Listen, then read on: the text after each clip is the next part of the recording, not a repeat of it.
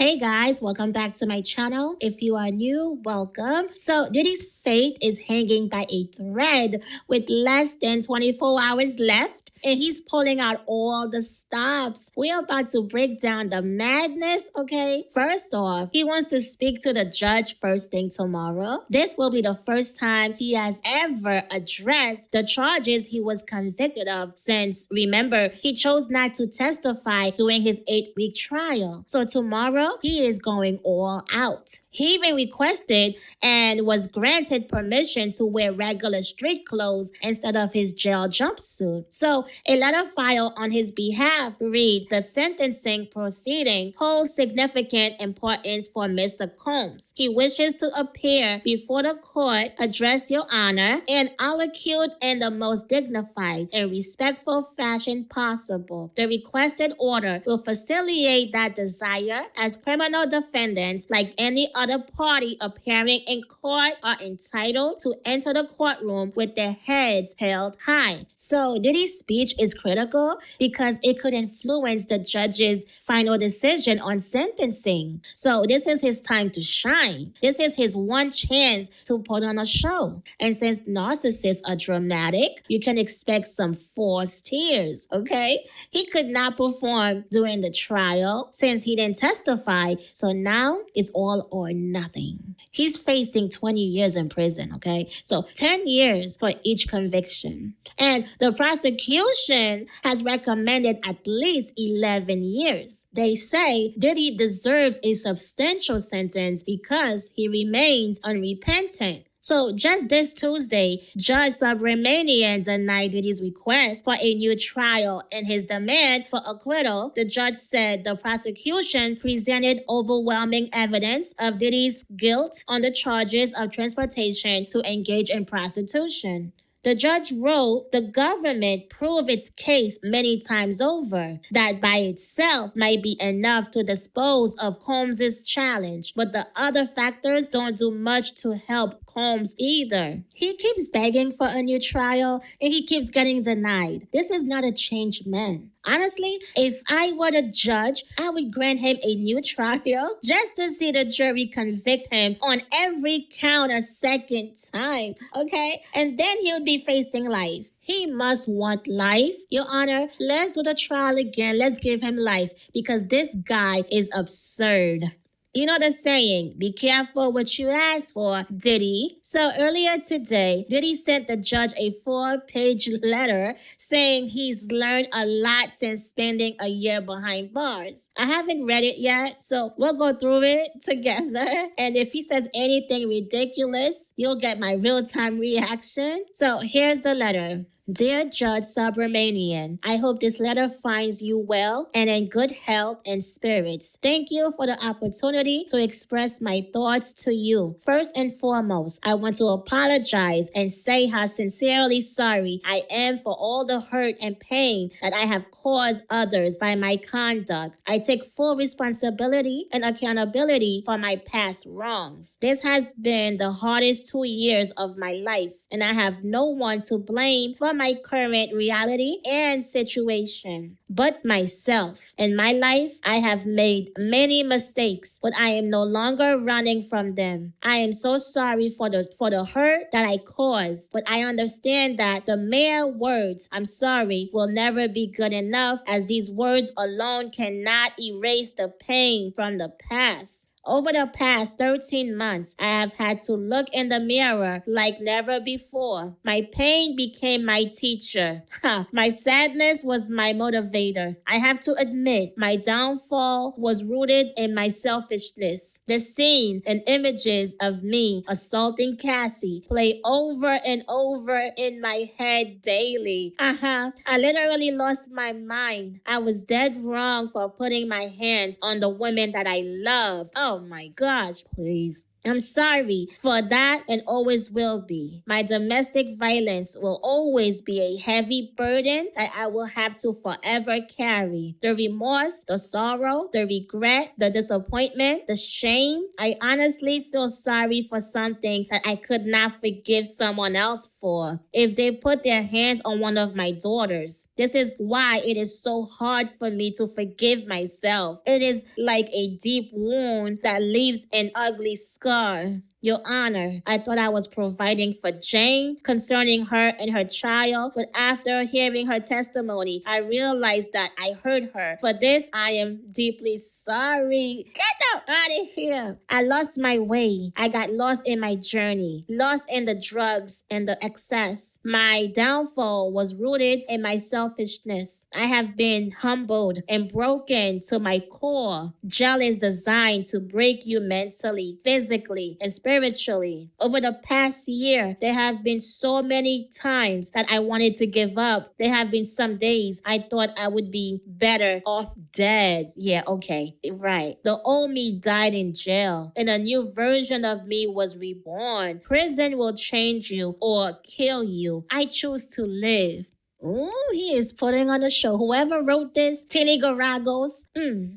Every day since my incarceration, as difficult as my circumstances currently are, I have made the best of my time by reading books, writing, working out, or in therapy, obtaining the tools and knowledge to deal with my past drug abuse and anger issues. I have been putting in the work and working diligently to become the best version of myself to ensure that I never make the same mistakes again. I realize that I am in a situation where no amount of money, power, or fame can save me. Only God can save me. Yes. My grandmother used to teach me that God makes no mistakes and that everything he does is for your good. Oh, yes. Okay, Diddy. I believe that a bad situation can be used for good. Although this situation has been the hardest and darkest time in my life, good things have come out of my incarceration. For starters, I am now sober for the first time in 25 years. I have been trying my best to deal with my drug abuse and anger issues and take accountability as well as positive steps toward healing. One of the most beautiful things I have experienced is being asked by my fellow inmates to teach and mentor them. They wanted to learn what I did to become a successful businessman. I was inspired by their hunger and desire to learn information in order to not only set goals, but achieve any goal, dream that their hearts desire. I started teaching a 6-week program called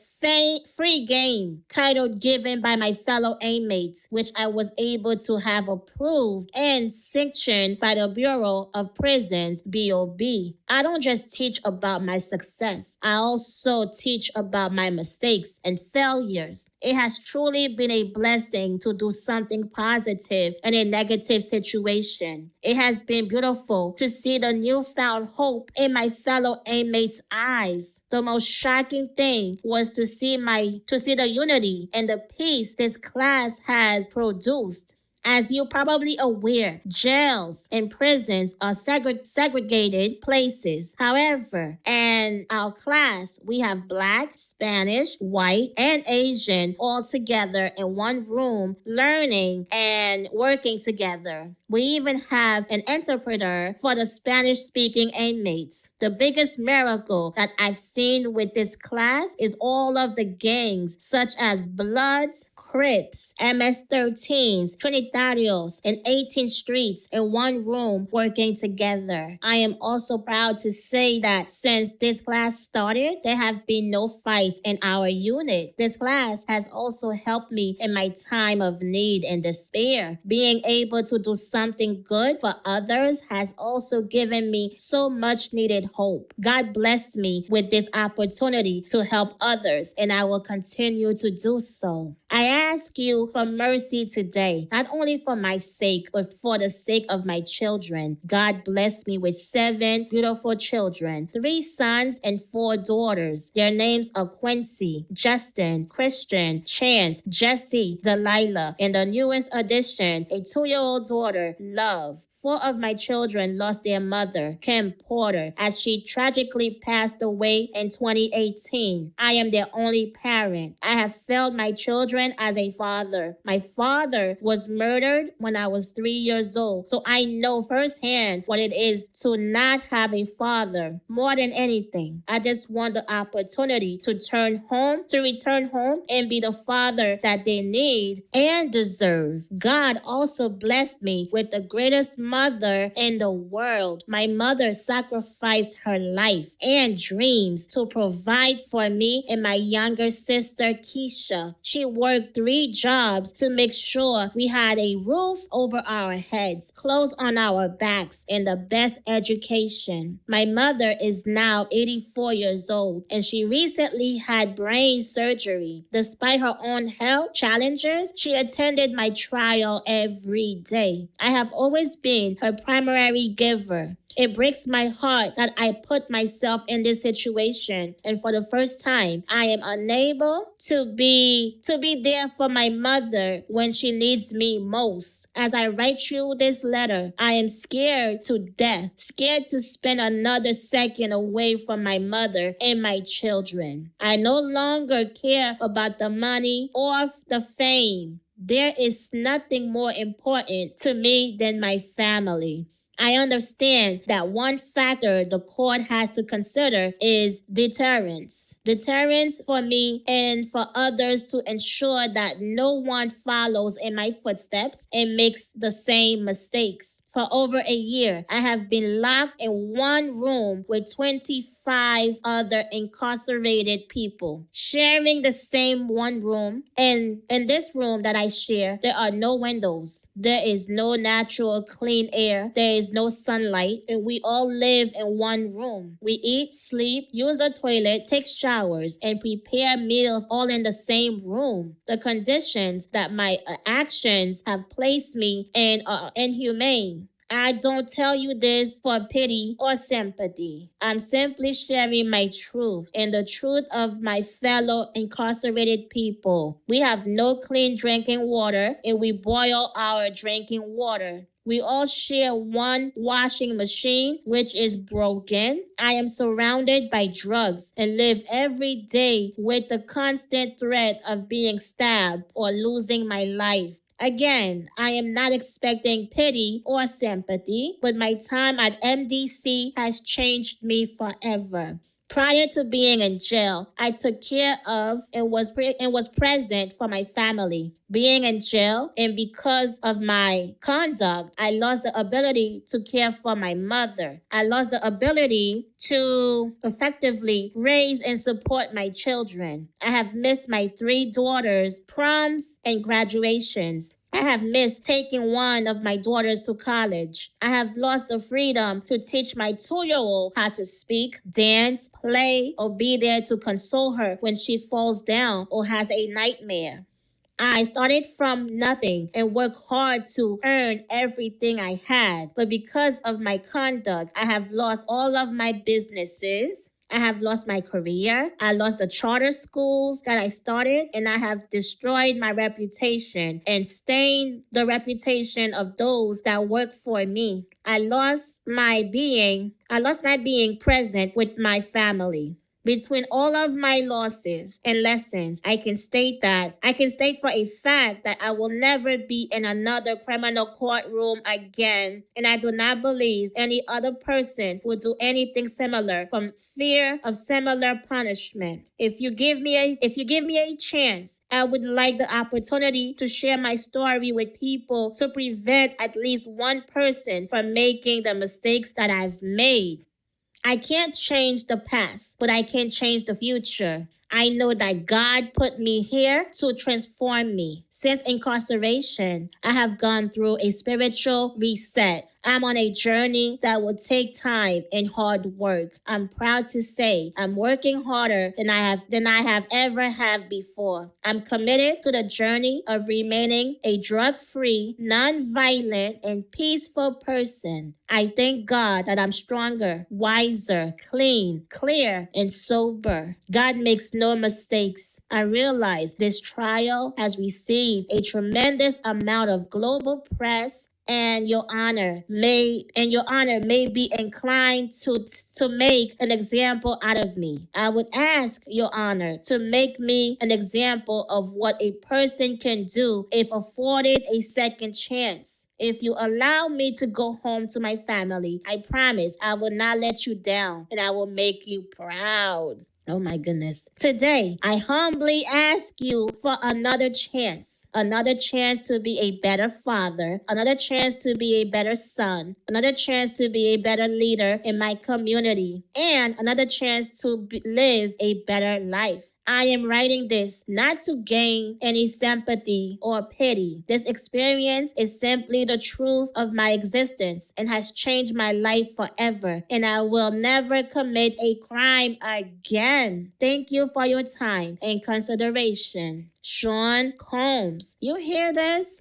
Yeah, great job, lawyers. Great job, Titty Garagos, Mark Agnifilo, Nicole Westmoreland, all of you guys, because you guys wrote that. It's a great letter, but knowing who it's for, yeah, okay. Okay, whatever.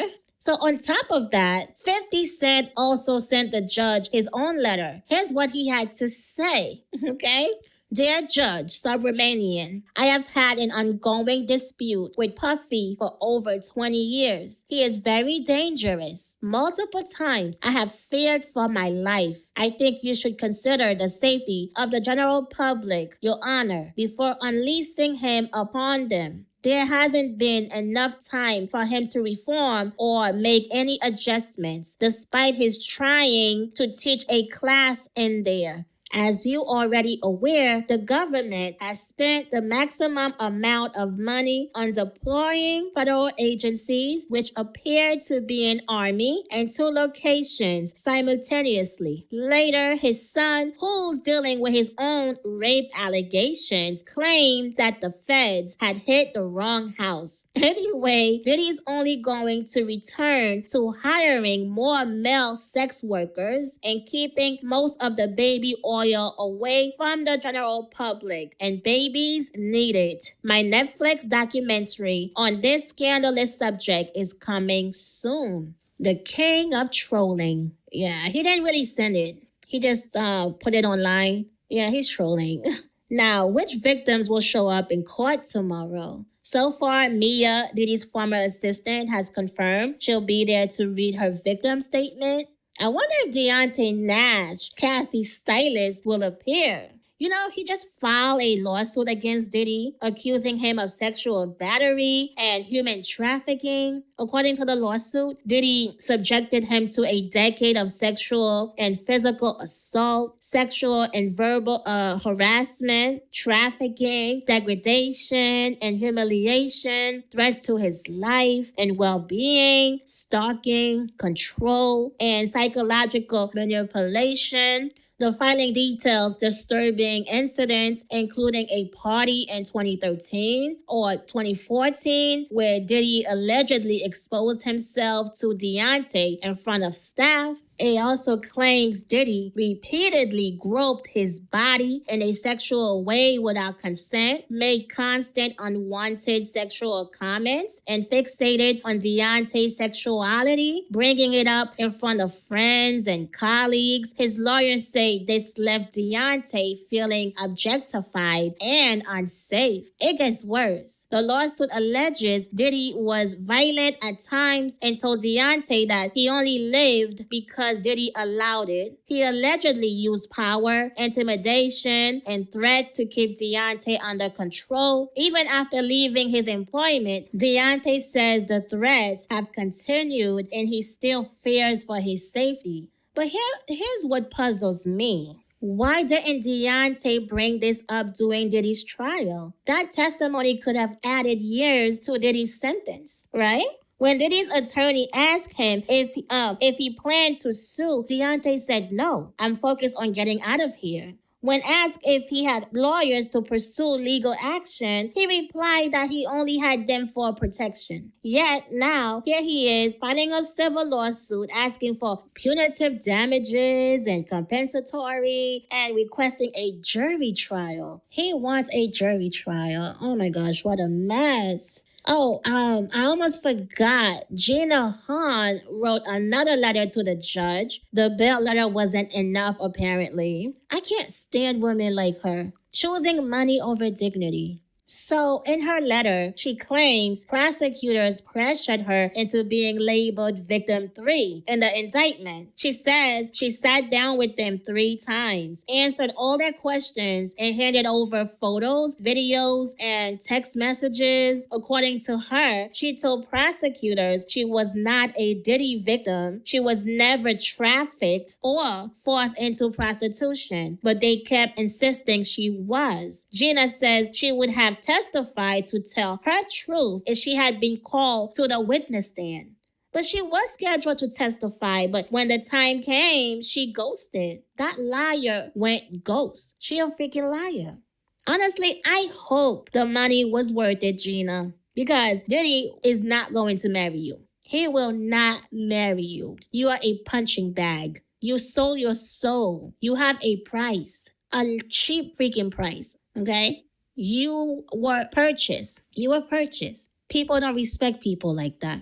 He will not marry you. So enjoy the little money that you have because it's over for you.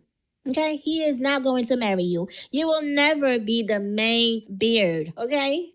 So, anyway, Diddy's hearing begins at 10 a.m. Eastern. Okay? So, yeah, in a few hours, pretty much. So that is all, you guys. Let me know your thoughts. How many years do you think Diddy deserves in prison? Let me know in the comments. Don't forget to like, subscribe, and yeah, turn on that notification bell so you don't miss any updates. And I will see you on the next one. Peace.